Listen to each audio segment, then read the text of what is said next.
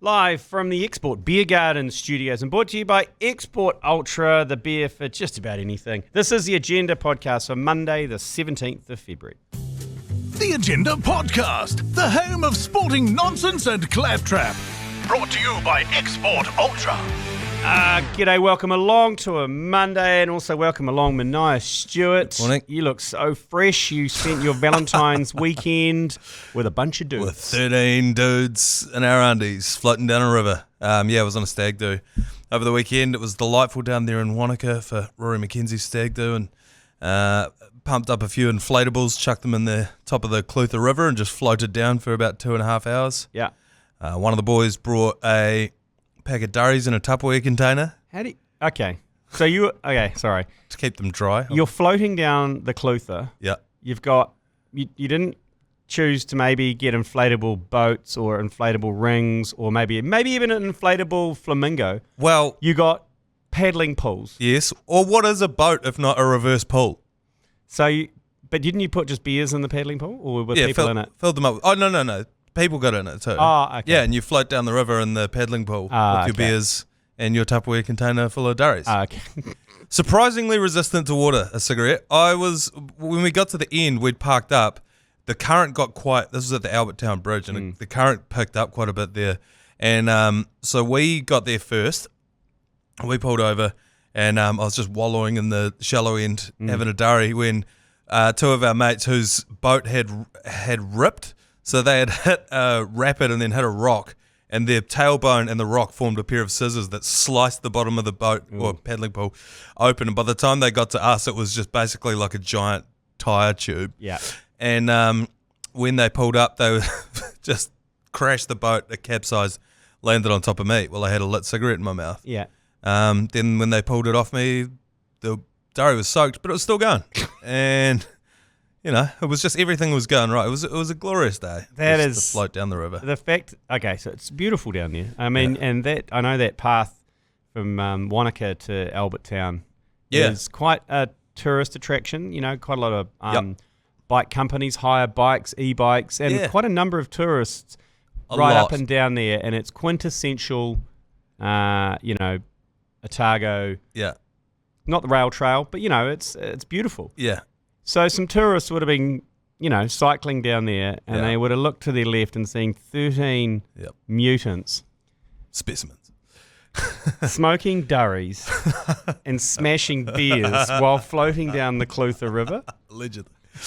It was the fly fisher who I felt the worst for.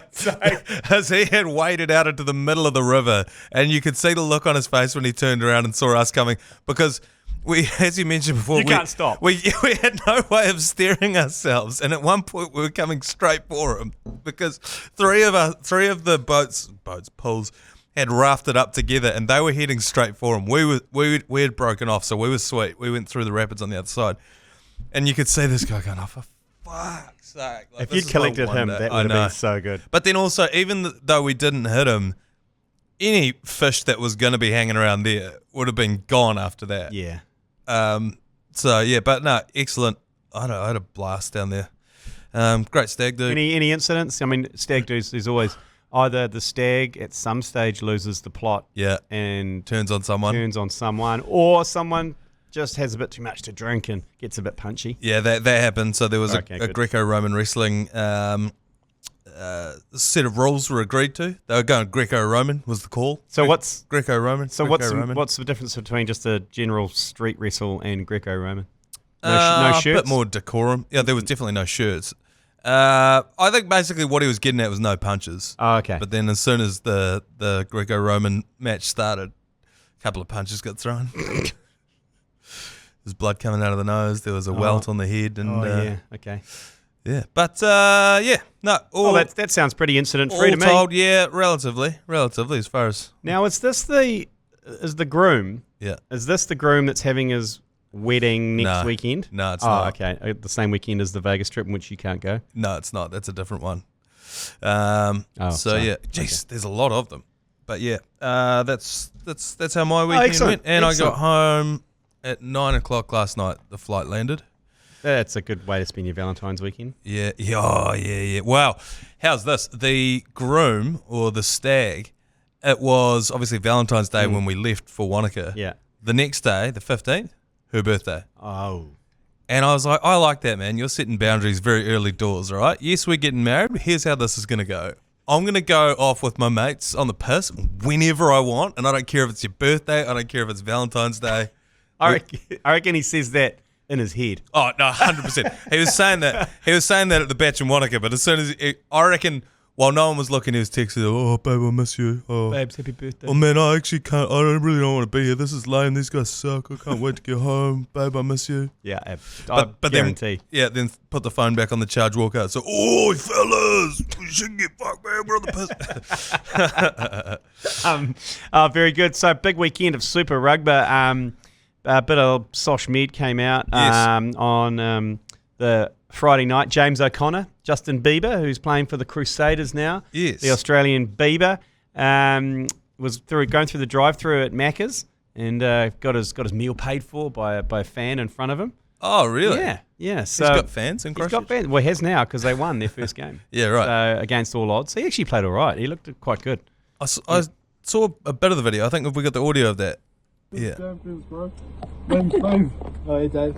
Good to see you. Good game, Thanks, bro. I appreciate it. Hey, guys, how are you? Just do you, bro. Bye. You're loving here? Yeah. You're from Melbourne. So you need the kids in the back. They're in the drive-through. It's about 11 o'clock at night. You do you. So the person in front of him paid for his meal. Yeah. And then I presume he would have had to pay it forward as well. Yeah. And it reminds me of that I Think You Should Leave sketch from Tim Robinson where he pulls up to the front and says, I want to start a chain and pay for the people behind me, then peels out, pulls back around the back and plays his order. I think we got the clip of that too. Stop! Please let me go! Please let me go first! I'm doing something! How can I take your order? 55 burgers, 55 fries, 55 tacos, 55 pies, 55 cokes, 100 tater tots, 100 pizzas, 100 tenders, 100 meatballs, 100 coffees, 55 wings, 55 shakes, 55 pancakes, 55 pasta, 55 peppers, and 155 taters. That would have been the guy who paid for James O'Connor's meal would have peeled out, got back in the line behind him, gotten 55 of everything. Looking for the pay it forward. Yeah. Good on you. Well, James O'Connor, he's been welcomed with open arms down in Canterbury. There you can, just do you, bro. Yeah, it's a very welcoming thing. Oh, just quickly before we get on to some more sport, out in my neck of the woods, my missus couldn't get to the supermarket because there was the Pride Parade thing going on at the library. That's around the corner from my house. Oh, yeah, the Destiny's Church. Man Ups? Yeah, the Destiny's Church dudes showed up, and I had a couple of points on this. The first was, who has enough energy to go and do that? Like, what would it take for you, G Lane, to go and protest something? You know, to leave on a Saturday. You've just finished a week of work. Summer liquor ban. Yeah.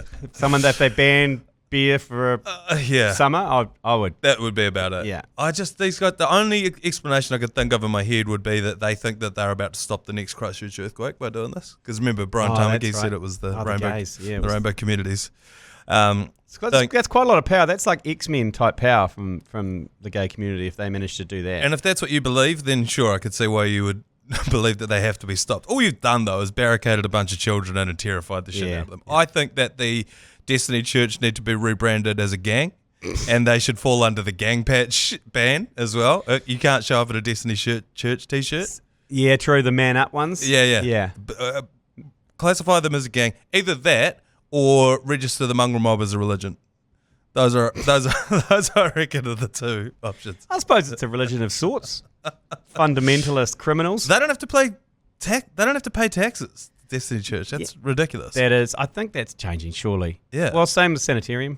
You know, maker of Wheatbix and everything else. Wheatbix don't pay taxes either. Register Sanitarium as a gang. Yeah.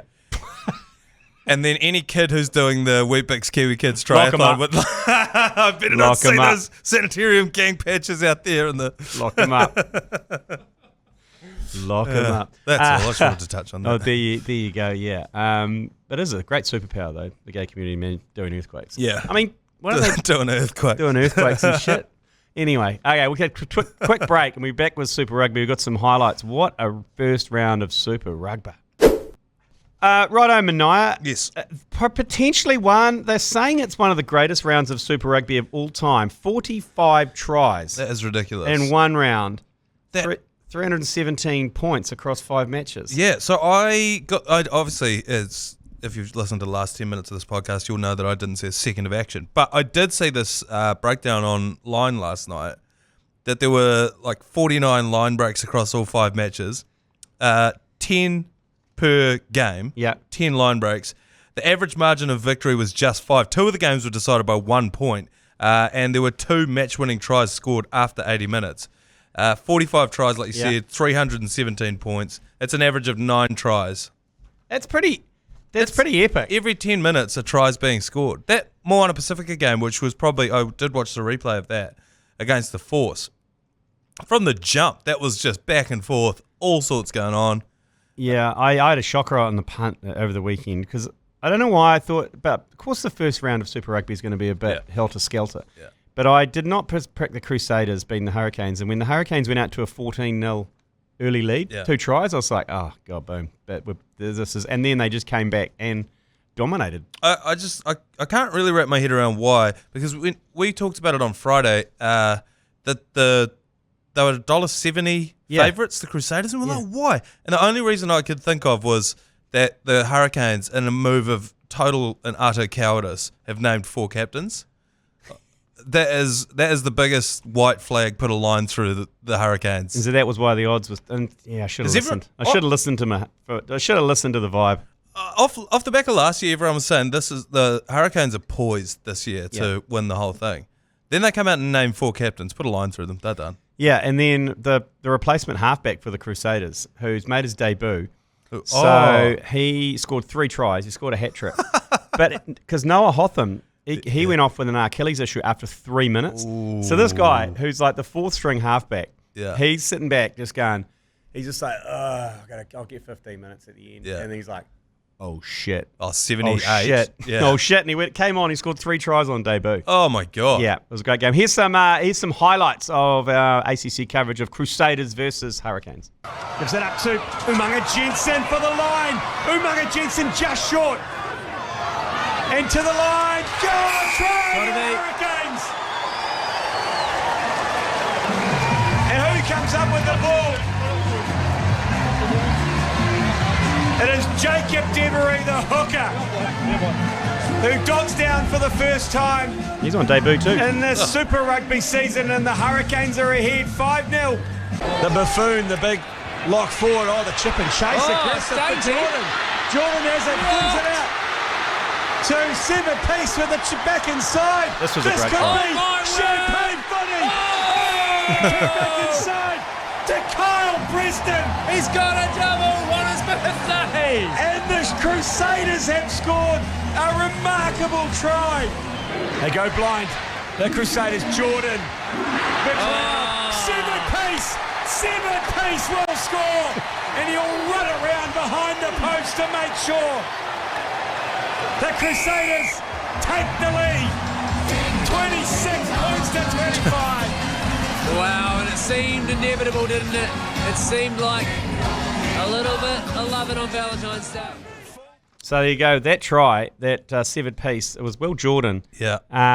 Electric. Yeah, electric. Out to severed piece, who did the infield kick for the halfback to score under the post. Oh. And he had 4 Hurricanes around him. And I it just saw sat this. up. It was a contender for try of the season because they were backpedaling. They were counter-attacking from in their 22. That's why that try. That's why it was champagne footy. Yeah, that kick was a real speculator from Severis. Severed piece. He looked dangerous, severed piece. So the other games, Highlanders pipped by 1 point over in Sydney. Waratahs 37, Highlanders 36. That's gutting for the Highlanders and also for Moana because these are 2 games they would have targeted both those teams as must-wins. Yeah, and that Moana game was just, I mean, you can see it's the highest scoring game of the round. I did see that one. Big fan of Garden Bishop. The first 5 for Moana, he has put on a spare tyre and he's left it there. Yeah. And I am a big fan of a bigger first 5. Well, you got to carry a spare tyre around, don't you, in case you get a flat? Yeah, exactly. He was slotting droppies from the pocket. He was burning people, you know. It was good to see. Yeah, and then the Brumbies were too good for the Drua, 36-32. Still a great game, but they just... the best of the Aussie teams. The Drua would have done well to beat them. Yeah. And then the upset, I thought, and I wasn't picking it, and I'm Chiefs mana hard. I just didn't think with the team they started with, the Chiefs, that they were going to be able to match the Blues. But it was 14-6 at halftime to the Blues. Yep. And then the Mana bomb squad came on. So Anton Dobro, the Mana Tupu Vai, Samapeni Finau, and an entire front row that started last year all came on. Why were they on the bench? Cortez Ratima. Well, Roger Randall said at the start, he said because they've only just got their All Blacks back 4 weeks ago for pre-season.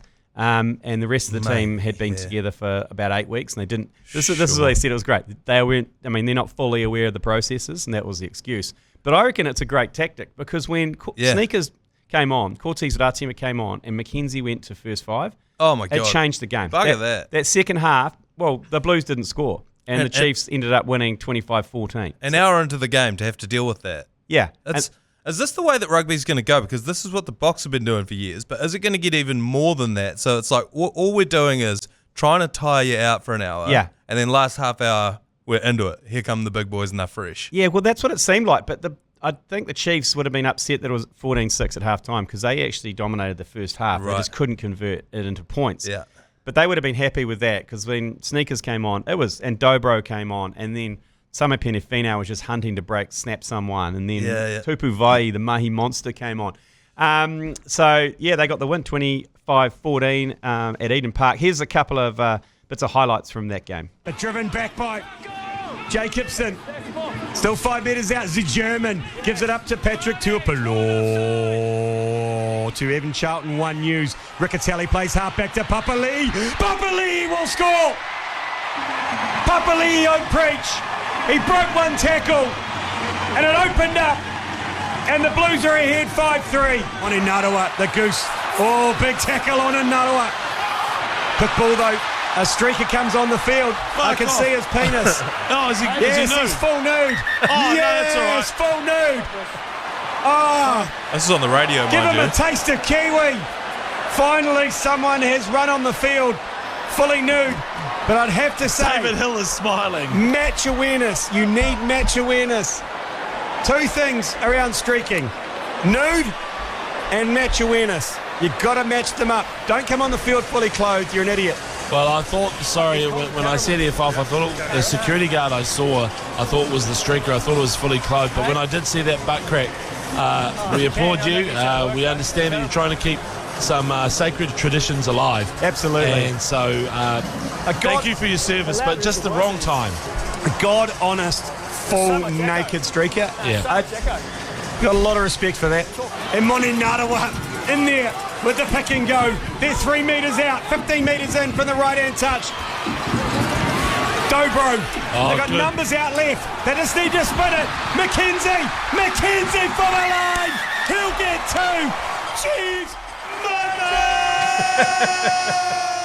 Mana! So Chiefs Mana back again this Friday against your beloved Crusaders. Yeah. Manaia, another big match, 7 o'clock, exclusive on iHeartradio and Radio Hauraki. That F-bomb on Radio Hauraki. Who would do that? Who would do that? I mean, that's disgusting. I think you have normalised it, and people like James McConey look up to you as a broadcaster, and him hearing you say, "Fucking hell," or whatever you did in the breakfast. My neighbour's going to be looking up my fucking yeah. Well, I think we need to normalise F-bombs there's actually. I don't think that there's a law that says you can't say it, right? But there's Broadcast Standards Authority when they release that they release that list of words that are the most offensive, and it's always topped by See Next Tuesday and the N word. They're top 2, always. Yeah. And then but then there's things like God. Yeah, they're up there. Bloody is very offensive to some people. I mean, shit and fuck are quite a long way down the list. Yeah. It depends how you deliver it, because you're like, fucking. I know that's kind of almost part of the vernacular. Whereas when Lee Hart dropped that, "Go fuck yourself" on Drive, that caused a bit of a kerfuffle. Yeah. Well, that was directed. That was very pointed, actually, is what it was. Yeah. There needs to be a bit of context, and I think that's why there's been no backlash against my one. I think McConey just forgot where he was for a second. Yeah, he did. Yeah, and I mean, I thought it was a bit harsh on that streaker because it was a god-honest nude streaker. Yeah. And having saw some extra footage that's been provided to us by fans. Yes. He actually got taken around the ankles before he made the field. Well, it was a chop tackle, yeah. And I've seen this done before on social media, but he basically had his legs held by the guy. Around the ankles. Around the ankles. And then he tried to caterpillar his way up. And all that happened was he just stuffed his ass right into the face of the security guard. Who panicked And then let him go. And that's how he got onto the field. But like, God, how much are you paying Red Badge these days to get pink-eyed on the sideline? But it's like that urban myth that, if a dog latches onto you, you stick your finger in its ass. Yeah. It releases you. Yeah. That's like that with a security guard. If you put your face in a security guard's ass, they'll automatically release you. Or the other way around, if you put your ass in their face. Oh, yeah. That's right. Yeah. You don't want to be putting your face into their ass. Oh, that's true. Although that would be brave. A streaker runs up, decks the security guard, puts his face in his ass. It'd be hard to deal with. I'll tell you what, it was quite an athletic effort, though, because once he escaped the clutches, he did the big swan dive over the LED signs into a forward roll and then went onto the field. He just, unfortunate that at the time it was a backline move and he kind of got in the way a little bit. That was unfortunate because there are times, these are the times you should, if you choose to, get nude and want to express yourself on a rugby field. Yeah. Do it immediately after a penalty. Yeah. Where a team is either going to kick for goal or kick for touch. Yeah. Or directly after a try is scored. Give it where there's a little bit of breathing room. It's about context, yeah. Potentially a scrum. Oh, I don't mind a scrum, if they haven't fed the ball yet. Well before they put the ball in the scrum, maybe when they're getting together. That's when it's those 3 moments in a game, a penalty, a scrum, and a try, where you should target if you want to express yourself in the naked form. I don't mind if the ball's just been kicked out and you're waiting for a line-out. Yeah. Go for that. That's fine. That's absolutely, especially if it's well up the field and the forwards are all walking. Yeah. Yeah, so that's, maybe we'll release a guide on if you choose to express yourself in the naked form on a sports field. I did. You did? And it's in the Alternative Commentary Collective Almanac. Oh, right it is behind too. you. I've actually already done that work. It is too. I forgot about that. And have you done a video for that about the guide to streaking? I don't know. No, I was going to read the excerpt out from the book, but I can't read. Okay, fair enough. So. In other news, Black Caps win the try series. This terrifies me. Yeah. Because they've beaten Pakistan twice now in a week, and we face Pakistan on Wednesday in the opening game of the the one that matters. Yeah, right. Worries me slightly. I know they say winning's a habit, Manaia, but... Well, this is how we felt when we won those 2 games against India over in India. Yeah, it's true. Well, we don't win 3, so we'll throw it away. But then we won the 3rd one. This is true. So, I don't know. There is a track record there. Yeah. I know what you mean, though. It's like, we used up all of our good luck here. Yeah. And this is just part of being a long-term Black Caps fan. Long-suffering. Long-suffering, you're like, everything's going way too well. Something's got to go wrong. So I'm feeling way too damn good. Here is the tremendous winning moment for the Black Caps against Pakistan. White ball, and that's it. New Zealand lift the Tri-Nation Trophy here in Karachi at the National Bank Stadium. What a team way. that just couldn't be defeated. A wide. Lame. That's the lamest way to win a cricket game. It's so shit. Yeah. I mean, they were going to win it. I remember a game, Pat Simcox, he was a real asshole spinner for South Africa way back in the kind of early 90s. Yeah. And they were playing in Eden Park, and one of the New Zealand batsmen were on I think they were on 97 or 98 with 1 to win, and they were facing, and he bowled a wide on purpose. Yeah. Front foot, no ball. I'd go. No, just way down leg side. So the player had no chance of getting the 100, and the game was over. Yeah, right. It was a real a-hole move. But it looks like Danny Morrison's enjoying himself. Here's his description of a caught and bowled. Gone! There's the C and B. Guess who? Guess who? The C and B. He commentates like it's an infomercial, Danny Morrison. I'm warming to Danny Morrison because I find it quite funny now. I mean, there was a while there we suggested that we send in the SAS to extract him from Asia. Wow, it was when he was doing blackface at the IPL. Yeah, that's right. It was like, hey, Dan. Also, when he was in the spa in the West Indies. Yeah, it was weird as well, Drinking rum with a whole lot of quite well-endowed women. Yeah. Anyway, there you go. Picture in my mind now. Did you watch much of the Warriors game? Didn't see. I've seen a couple of highlights and I've poured over the stat sheet, which looked great. There was a lot of Roger Tuivasa-Sheck in the try column. There was a lot of Tane Tuapiki in the try column. And I asked you this morning on the Hauraki Breakfast Show, is this clear evidence that this is our year? Absolutely. When you beat a Storm C team, yes, of course it's going to be our year. I mean, the Melbourne Storm perennial, championship contenders. Yeah. And for us to pants them, what was it, 36-10 or something like that? In the Tron. Yeah. Do you think the Tron was a factor with Melbourne? Massive factor. Yeah. Massive factor. We talked last week about how the culture shock of having to go from Melbourne to Hamilton, the leafy suburbs of Melbourne. Yeah. A lot of hipsters in Melbourne, and then straight down to Hamilton. Yeah, they would have gone, they got the Crown Casino in Melbourne, which is at a hell of a precinct, and they would have gone to Sky City there on Victoria Street and gone, shit. Why is this called Sky City? Why is Jason Hoyt riding a mechanical bull out the front of it? Say riding or just kind of sliding off it? That was dismal. But yeah, no, that is a massive home field advantage for the Warriors. Yeah, so who's going the wing? You going to stick to a picky on the wing? I mean, he looked good. He is very small. But the issue that we've had is he clearly needs to be on the team. Yeah. Like on the field, I mean. Yeah. Because any other team would snap that dude up. I've been saying I don't like him at fullback for us because we're not a good enough team to have him. Yes. We let in far too many line breaks for him to be the last line of defence. We need Chance to be back there. But on offence, he is excellent. He's electric. He's live wire. He scores tries. And so maybe, this is a blessing in disguise. If what we're hearing about Dallon's true, he could be out for like half the season. Yeah. Because he broke and dislocated his wrist. Do you think did we talk about this? Do you think he might have done it practicing his dives? I do want, because that wrist was already strapped when he came onto the field, and he didn't look too shocked to have done it. The other part of it is, I think if this happened in a playoff game, this would have been a huge story because he actually got tossed over the sideline. Yeah. It was sort of after the bell, he'd already gone out into touch, and then he got an extra shove. And I think that would have been a bit more of a storyline if it wasn't a preseason game. But anyway, that could be the silver lining of this cloud, is that Tane Tuapiki actually might be all right on the wing. I will say, if I'm playing against the Warriors and I see Tane Tuapiki at 5'4" on the wing, I am dropping bombs on his head all night. Yeah. And then lining up my tallest winger against him. But yes, hopefully that could be good. It's just good to have him on the field. Roger looked mean. Yeah. Some other good content from the weekend was USA versus Canada in the ice hockey. What the hell? Now, those of you aware of some political situations, there's a bit of biff going on between the US and Canada around trade tariffs, and Trumpy saying he wants to not invade, but he wants Canada to become part of the States, and the Canadians are like, "Where do you boot?" And they're like, "Fuck off, cunt." Yeah. And so as a result, they basically booed all of the US players up in Canada, and they booed the national anthem of the States. And then within the first 30 seconds, this happened.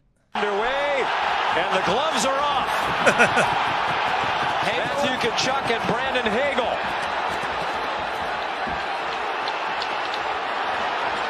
So this is three. Right before the first Tkachuk fight, this was set up. Here you go. 3 consecutive fights going on. Yeah. No, and then they started again, and then they just got into it again. Listen to the crowd. Loving it. Bennett in the lineup for the first time. Brady gets the better of this one. Now we're 9 seconds in. We had a fight 2 seconds in, another one 1 second later. Now in the center of the action, it's Colt Parayko and JT Miller. So 10 seconds, 3 fights.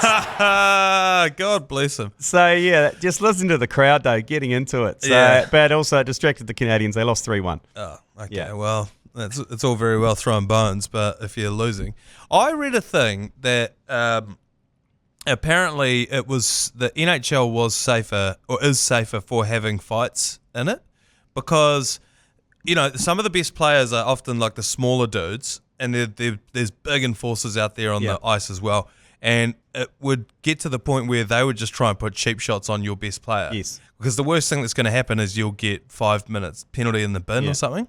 Whereas if you know that if you do that to their guy, they've got some big behemoth who's going to come out and fuck you up on the ice. Yeah. It's way more of a disincentive than just a penalty. It's like a game of chicken, really, isn't it? Because if you do that and you take out their best player, they send on a gorilla to smoke your best player. That's right. And then you're both fucked. And then there'll be times where, like, because it's known who the enforcer is, a big Brad Thorne-looking sucker who will start the game on the bench. Who's got no teeth. Who's got no teeth, and a YouTube highlight reel that's an hour long of just scraps. Yeah.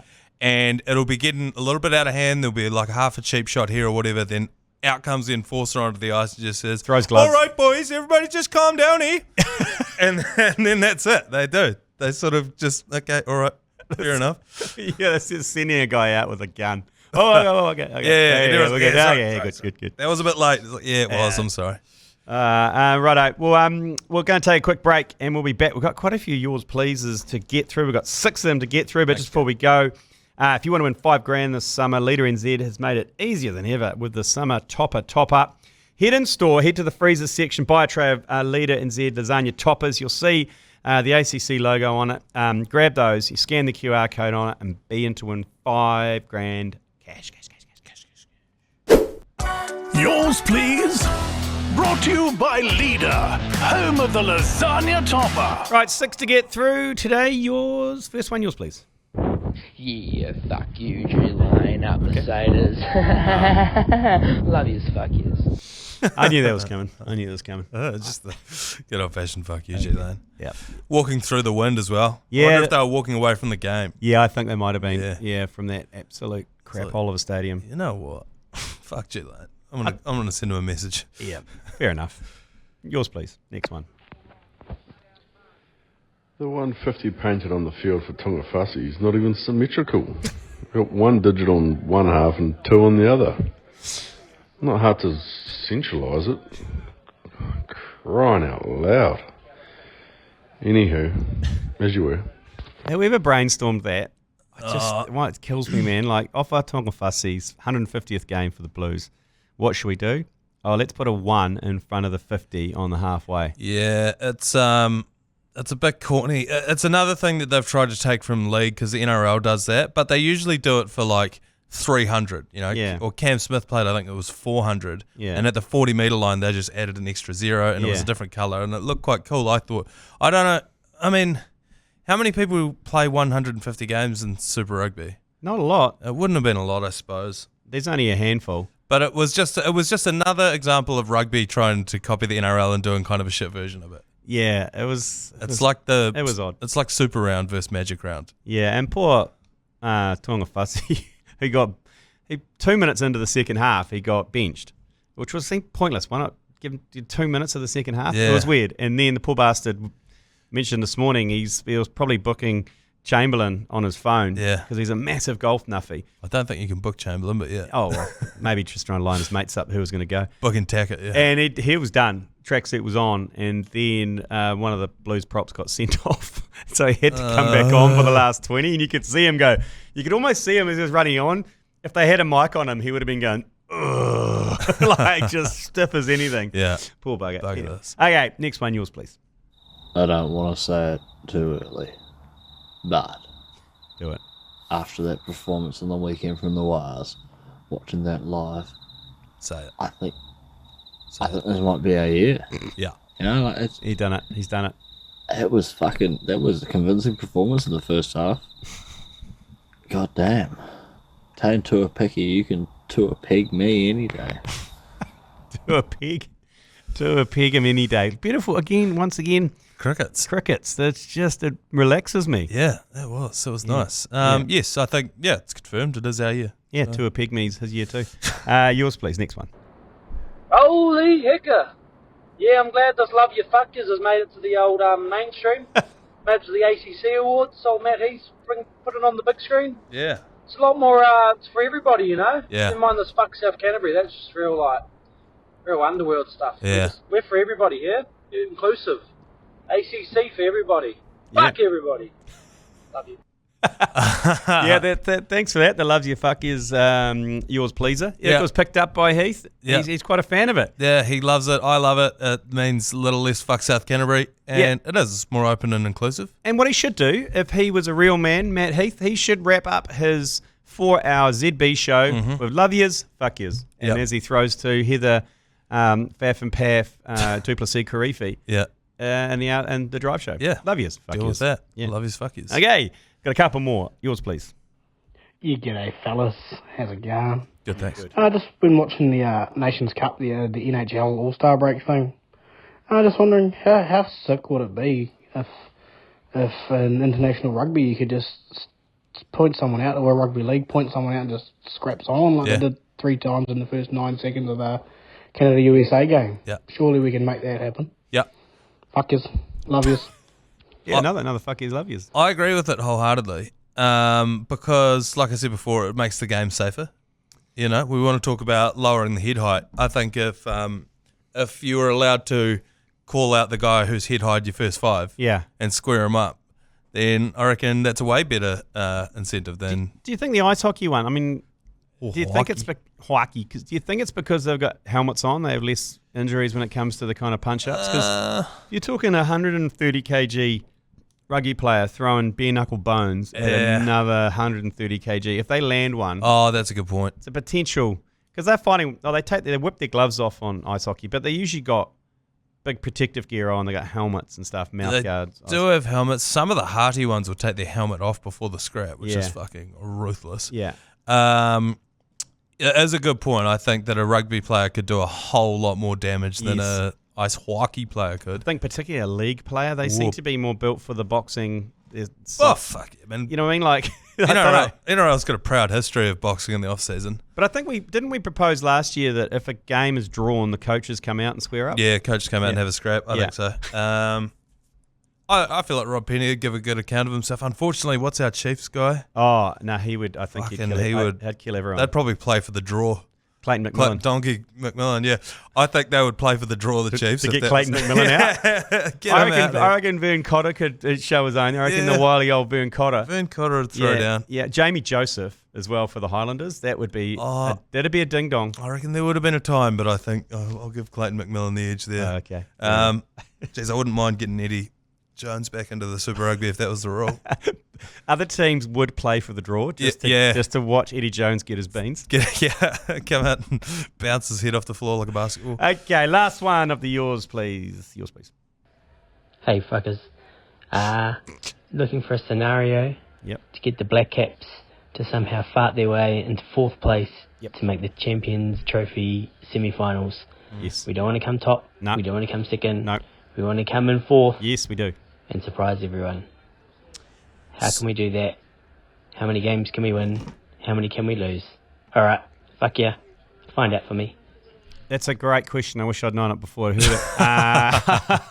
it. But also something potentially for the BYC podcast, the cricket podcast. That will happen. That's the kind of nerdery they need. Yeah, I don't know what the playoff format. How many teams? This is like it's 12, teams. 8 teams. I think it's well and truly shortened up. You've got 2 pools, top 2 from each go through to the semis. And then it's single elimination from there. Yeah. The problem with that, I presume, though, is if we qualify 4th, we play whoever qualified first. Yes. But I suppose you've got to beat them all at some point. Yeah, that's right. And also we have to rely on weather and run rate.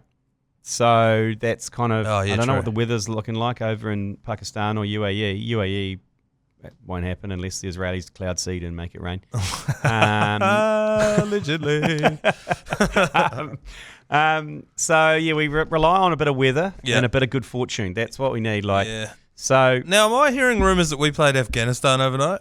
Yes. What the fuck is going on? These Black Caps are out of control. No, I think it was just an open wicket. But you can't win. Because remember that time when they didn't, remember the last World Cup where they didn't have warm-ups? Yeah, what was that about? That was bullshit. And they sucked. Remember? They got beaten by Afghanistan, humiliated. So this year they've gone, right, we cannot. They've played 4 games. They cannot say they haven't gone in prepared for the local conditions. It's so bizarre. There was that tri-series that no one gave a shit about, and then I heard they played another game. But the tri-series was actual internationals. Yeah. So you got 100 there. It's a one-day 100. Oh. That Afghan game was an open wicket. A friendly. Yeah, because they were basically, I think we retired 3 or 4 of our batsmen at 40. Right, okay. So the Black Caps love cricket so much they played a friendly against the Taliban. Is basically what's happened there. They did it for the women of Afghanistan. Oh. Yeah. Oh, hang on. Remember when we boycotted the last game that they played against Afghanistan in protest against the Taliban regime there? And to our credit at the ACC, we've done it again by refusing to commentate that most recent game. Why weren't people kicking up a stink about that? Because no one knew it was fucking happening. No one knew. I didn't know it was happening. Did you? No. I think they just said, let's have an open wicket somewhere. Yeah, right. And go for it. But look, it's all looking pretty good for the Black Caps, which terrifies me. Yeah, something's got to go wrong. Yeah, but you know what? It's a good team. It's a good team. It is a good team. We've managed to replace a pretty, decent crop that we've lost. Yeah. Because I think we all thought we were going to go sort of All Blacks after Richie and Dan left. Yeah. And just sort of drop down a tier. But no, I think we're looking pretty good. I know, we've cursed it. I think we're definitely going to win the whole comp. Right. Okay, thanks very much, Manaia, for joining us. We'll be back tomorrow with another episode of The Agenda. You've been listening to the ACC's Agenda podcast, brought to you by Export Ultra. For more episodes, like and follow on iHeartradio or wherever you get your podcasts.